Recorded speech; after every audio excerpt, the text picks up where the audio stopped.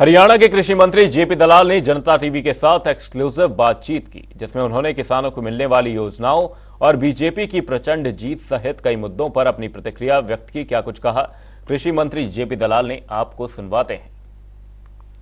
हरियाणा में Bharatiya Janata party mission 2024 की तैयारियों में जुट गई है। लगातार तमाम तरह की बैठकें हो रही है और इसके साथ ही सरकार भी अपने स्तर पर जो तैयारी करनी चाहिए वो तैयारी कर रही है। हरियाणा के जो कृषि मंत्री जयप्रकाश दलाल हैं वो अपने विभाग की आज एक महत्वपूर्ण बैठक उन्होंने की है और किसानों को लेकर किस तरीके से और जो तमाम योजनाएं हैं उनका लाभ उन्हें मिले, इस पर चर्चा की गई है। साथ ही साथ चुनावी नजरिए से भी काम जो है वो लगातार हरियाणा में हो रहा है। मेरे साथ हरियाणा के कृषि मंत्री जयप्रकाश दलाल मौजूद हैं। दलाल साहब, 2024 के मिशन के मद्देनजर आप काम करें, लेकिन उससे पहले आज आपने एक विभाग की भी महत्वपूर्ण बैठक की है और किसानों को बीज खाद सब व्यवस्था मिले, उसको लेकर क्या चर्चा हुई है सर? पिछले एक महीने से मैं चुनाव में व्यस्त था और मॉनिटरिंग नहीं कर पाए, लेकिन आज मैंने सारे विभाग के अधिकारी बुलाए, खास करके कृषि विभाग के, और जो हमारी योजनाएं हैं उनकी देखा कि भाई कि कहाँ तक क्या क्या लाभ मिल रहा है। खासकर जो किसानों को बीमा का पैसा मिलना, जो धान के किसान हैं DSR का पैसा जाना, जो मेरा पानी मेरी विरासत है उसका पैसा जाना, इस तरह से बहुत सारी DBT की थी, उनके बारे में मैंने 1-2 घंटा मीटिंग ली है और अधिकारियों को निर्देश दिए कि किसानों का जो पैसा है वो तुरंत जल्दी से जल्दी उनको डलवाया जाए। एक जो बीमा की योजना है, पिछली बार बीमा नहीं हो पाया था तो दोबारा से उस टेंडर कॉल किए हैं, कुछ क्षेत्रों का बीमा नहीं रह गया था उसको करना। और पिछले दिनों बीमा कम किसान करवा पाए थे, जो नहीं करवा पाए उनको भी हम सरकार की नीति के अनुसार खराबे का पैसा, जो कपास खराब हुई थी वो दिलवाने की थी।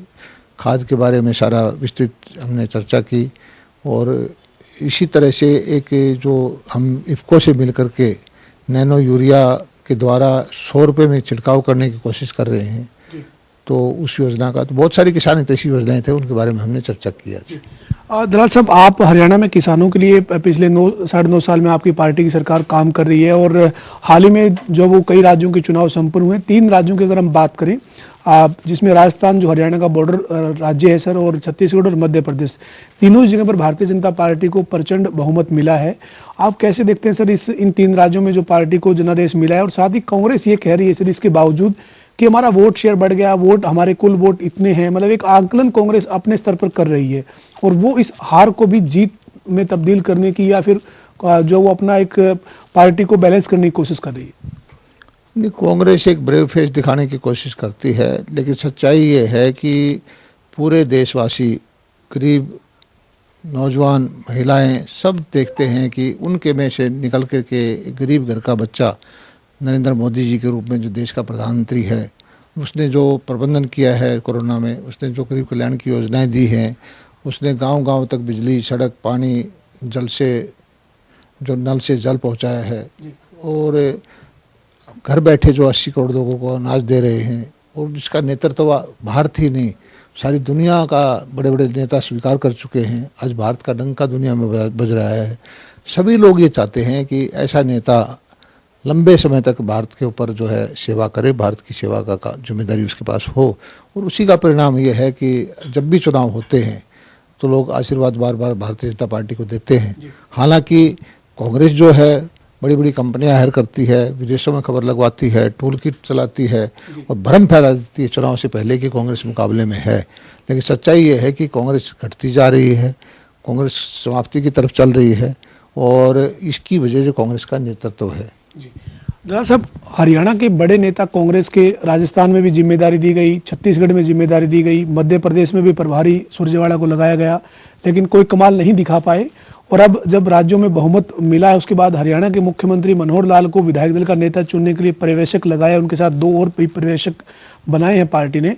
तो जो कमाल सुरजेवाला नहीं कर पाए मध्य प्रदेश में, वो अब विधायक दल का नेता चुनने का जिम्मेदारी मुख्यमंत्री मनोहर लाल को मिली है। तो आप ये मानते हैं सर कि कांग्रेस के जो तीनों नेता जिनकी जिम्मेदारी अलग अलग राज्यों में दी गई थी वो पूरी तरह से विफल साबित हुए? देखिए, हमारे मुख्यमंत्री मनोहर लाल जी का उन नेताओं से मुकाबला करना उचित नहीं होगा। मनोहर लाल जी एक कार्यकर्ता हैं और जिन्होंने समाज के लिए अपना जीवन समर्पित किया हुआ है। राजनीति भी वो सारे समाज के लिए करते हैं और मुझे बड़ी खुशी है कि उनको इतनी गंभीर जिम्मेदारी एक मुख्यमंत्री चुनने की मध्य प्रदेश जैसे स्टेट में दी है, तो मैं उनको बधाई देता हूँ और सारे हरियाणा वासियों में इस बात की बड़ी खुशी की लहर है। और जो काम उन्होंने हरियाणा में किया है व्यवस्था परिवर्तन का, आने वाली पीढ़ियाँ इस बात को याद रखेंगी। यहाँ जो बिचौलिया प्रथा थी, दबंग लोग नीतियों का लाभ उठा लेते थे, गरीब को नीतियों का लाभ नहीं मिलता था, मनोहर लाल जी ने जो करके दिखाया है वो राजनीति में पहले कभी नहीं हुआ। अंतिम सवाल है सर, इन राज्यों के नतीजों का फर्क आप 2024 में देश के लोकसभा चुनाव जब होंगे तो हरियाणा की 10 सीटों पर और उसके बाद विधानसभा के चुनाव में भी इसका असर देखेंगे? निश्चित तौर पर हरियाणा में तो अब किसी को शंका है नहीं, पहले भी नहीं थी कि 10 की 10 लोकसभा और पूर्ण बहुमत की सरकार हम हरियाणा में फिर से बनाएंगे। और मैंने देखा है कि कांग्रेस के नेता ये कहते हैं कि हमारा इतना वोट आ गया, हमारी ये सीटें आ गई, हम संतुष्ट हैं। अगर बॉर्डर एरिया में हमारी ज़्यादा सीटें आ गई। वो इसमें संतुष्टि ढूंढते हैं हार करके भी, तो उनको मैं मुबारकबाद देता हूं कि वो इसी तरह हरियाणा में भी हारें और फिर एक बार संतुष्ट हो जाए। बहुत धन्यवाद सर। हमारे साथ हरियाणा के कृषि मंत्री जयप्रकाश दलाल थे, जिन्होंने तमाम मुद्दों पर बातचीत की। खासतौर पर उनका ये कहना है कि तीनों राज्यों में जिस तरीके का मैंडेट मिला है तो ये साफ है कि देश जो है वो प्रधानमंत्री नरेंद्र मोदी को अस्वीकार करते हुए उनके नेतृत्व में आगे बढ़ना चाहता है। और इसके साथ ही कांग्रेस अगर हारने के बाद भी इस तरीके का आंकलन कर अगर संतुष्टि चाहती है तो इसके लिए उन्हें शुभकामनाएं देता हूँ। वीडियो जर्नलिस्ट विजेंद्र सिंह के साथ पवन सिंह और जनता टीवी, चंडीगढ़।